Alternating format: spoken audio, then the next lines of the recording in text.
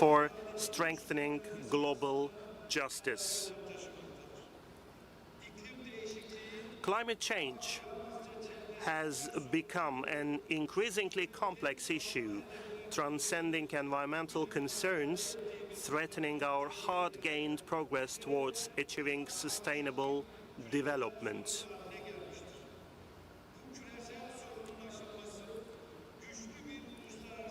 These overlapping challenges require strong international cooperation. 10 years ago, a decade ago, we were united around shared hopes and common goals. And today, we are here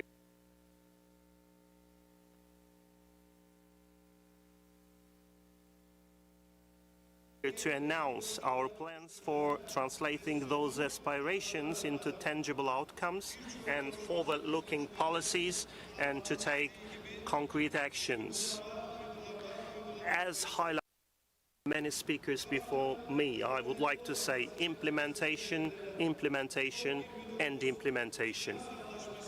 The COP29 finance agreement, as outlined in the Baku to Belem roadmap, must also be fully and timely implemented to align national energy and development strategies with our climate goals. Distinguished heads of state and government, Turkey has a limited historical responsibility, yet we remain steadfast in our commitment to the Paris Agreement and the transition from ambition to action to achieve her shared objectives.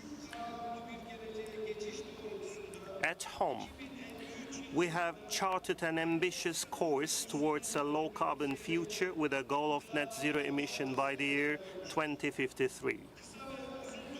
By implementing our short and long-term climate strategies, we are resolutely continuing our green transition process across our key sectors. And as of this year, we have raised the share of renewable energy in our total installed capacity to over 60%.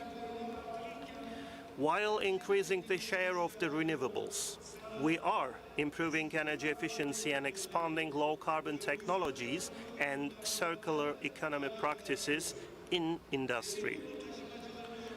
We are also prioritizing railway transportation, accelerating the transition to electric vehicles, and expanding the zero-waste initiative both domestically and globally.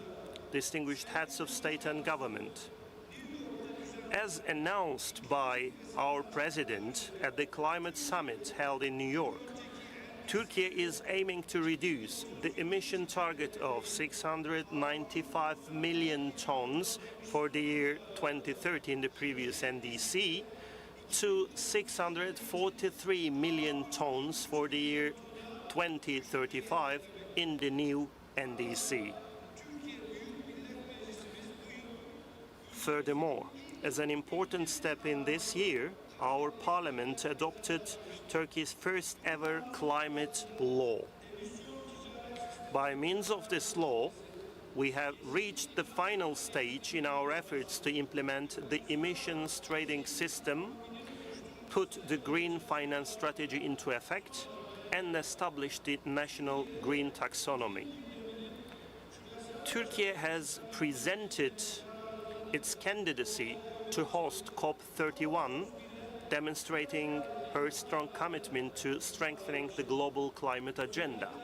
In particular, I would like to emphasize that Turkey is ready to assume a bridge function between the South and the North in the fight against climate change.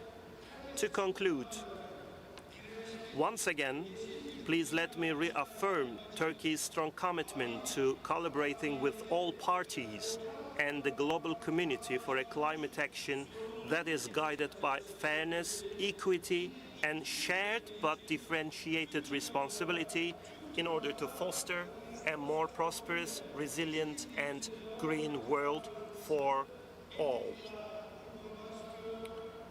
And I would like to thank you.